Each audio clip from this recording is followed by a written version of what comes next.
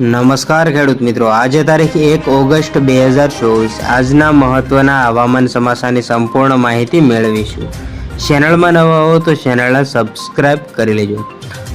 હવામાન વિભાગે જણાવ્યું છે કે રાજ્યમાં 2 ઓગસ્ટથી ફરી વરસાદની સિસ્ટમ સક્રિય થશે। 2 થી 4 ઓગસ્ટ વચ્ચે રાજ્યમાં ભારેથી અતિભારે વરસાદની આગાહી કરવામાં આવી છે।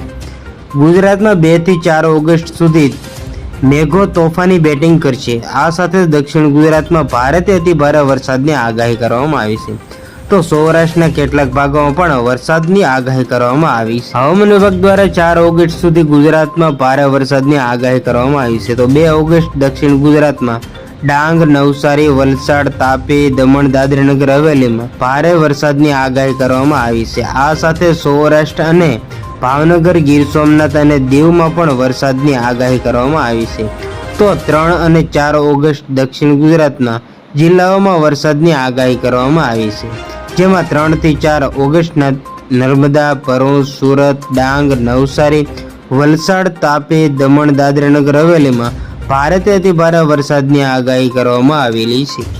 તો બસ આજની ત્યાં આટલી જ અપડેટ। ફરી મળીશું નવી અપડેટ સાથે। ત્યાં સુધી બન્યા રહેજો ખેડૂત ખબર યુટ્યુબ ચેનલમાં।